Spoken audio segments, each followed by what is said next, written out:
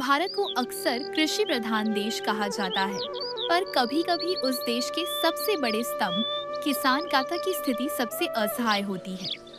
ये कहानी है एक ऐसे ही किसान की जो तमाम मुश्किलों और सामाजिक उपेक्षा के बावजूद अपने आत्मसम्मान, मेहनत और जज्बे से न सिर्फ अपनी जिंदगी बदलता है, बल्कि अपने गांव की तकदीर भी।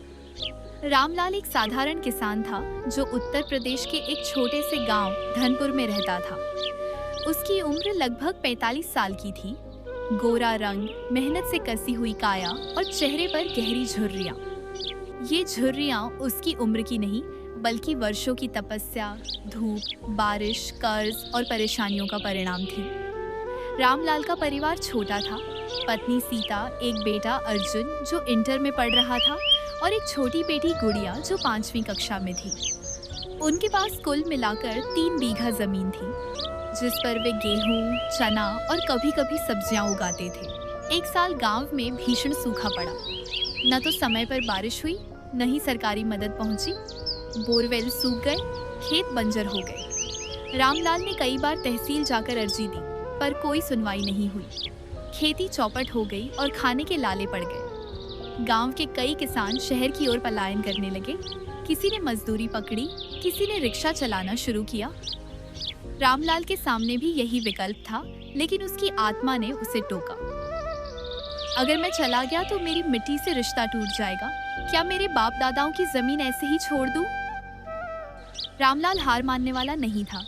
उसने गांव के पुराने मास्टर जी से बातचीत की, जिन्होंने उसे सेंद्रिय खेती और ऑर्गेनिक फार्मिंग के बारे में बताया। उन्होंने उसे बताया कि किस तरह से कम लागत में खाद्य अपशिष्ट, गोबर और नीम से जैविक खाद बनाकर जमीन की उपजाऊ शक्ति बढ़ाई जा सकती है। रामलाल ने यह सुनकर अपने खेत में प्रयोग करने का मन बना लिया। उसने अपनी गाय का गोबर, घर के किचन वेस्ट और नीम की पत्तियों से कंपोस्ट खाद बनानी शुरू की। गांव के लोग पहले तो हंसे, रामलाल तो सनक गया है, ये क्या नई नाटकबाजी है। पर रामलाल डटा रहा। उसने सब्जियां उगाई, लौकी, टमाटर, भिंडी और बैगन, वो भी बिना रासायनिक खाद या कीटनाशक के। जब पहली फसल आई तो उपज कम थी, लेकिन स्वाद और गुणवत्ता लाजवाब। एक दिन शहर से एक एनजीओ की टीम गांव आई। उन्होंने रामलाल के खेत देखे और दंग रह गए। उन्होंने उसके उत्पादों को शहर के फार्मर मार्केट में बेचने का प्रस्ताव रखा। पहली बार रामलाल की सब्जियां सीधे उपभोक्ताओं को मिली। बिना बिचौलियों के दाम भी बेहतर मिले और लोग स्वाद की तारीफ करते न थके। कुछ महीनों में ही रामलाल का आत्मविश्वास लौट आया। उसने अपने खेत की फोटो सोशल मीडिया पर डाली, जो एनजीओ के माध्यम से वायरल हो गई। धीरे धीरे वह जैविक खेती का ब्रांड बन गया। सफलता की राह कभी सीधी नहीं होती। पास के कुछ बड़े किसान जो रासायनिक खेती करते थे, रामलाल की बढ़ती लोकप्रियता से चिढ़ने लगे। उन्होंने उसे नीचा दिखाने के लिए अफवाह फैलाई कि उसकी सब्जियां अस्वास्थ्यकर हैं, लेकिन रामलाल ने हार नहीं मानी। उसने कृषि विभाग से संपर्क किया और अपनी मिट्टी, पानी और उत्पादों का परीक्षण करवाया। रिपोर्ट साफ थी, उसकी खेती 100% शुद्ध और स्वास्थ्यवर्धक थी। इस रिपोर्ट के साथ उसने गांव में एक छोटी सभा बुलाई और सभी किसानों को सच्चाई बताई। वहां मौजूद अधिकारियों ने भी उसकी तारीफ की। जो लोग पहले मजाक उड़ाते थे, अब सलाह लेने आने लगे। रामलाल अब अकेला नहीं था।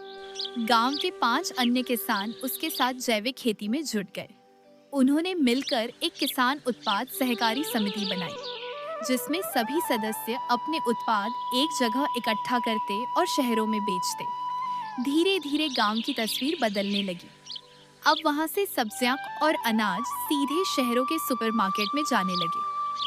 लोग पलायन की बजाय गांव में ही रोजगार तलाशने लगे। रामलाल ने अपने बेटे अर्जुन को भी कृषि से जोड़ा।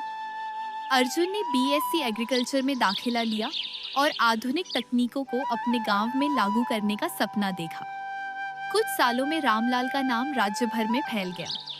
उसे कई कृषि मेले में बुलाया गया, कई पुरस्कार मिले। एक दिन उसे राज्यपाल द्वारा श्रेष्ठ किसान सम्मान से नवाजा गया।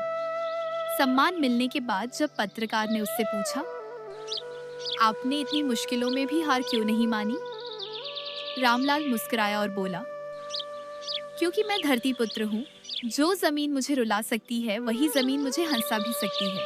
बस उसे समझना पड़ता है, उसका दर्द अपनाना पड़ता है। रामलाल की कहानी अब स्कूलों की किताबों में पढ़ाई जाती है।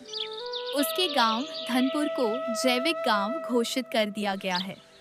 आज भी रामलाल सुबह सूरज निकलने से पहले खेत में जाता है, मिट्टी को छूता है और मुस्कुराकर कहता है, तेरा कर्ज तो कभी चुकाया नहीं जा सकता, लेकिन जब तक सांस है तेरा साथ निभाऊंगा। मेहनत का कोई विकल्प नहीं होता। बदलाव की शुरुआत एक व्यक्ति से भी हो सकती है। ज्ञान और परंपरा का मेल चमत्कार कर सकता है।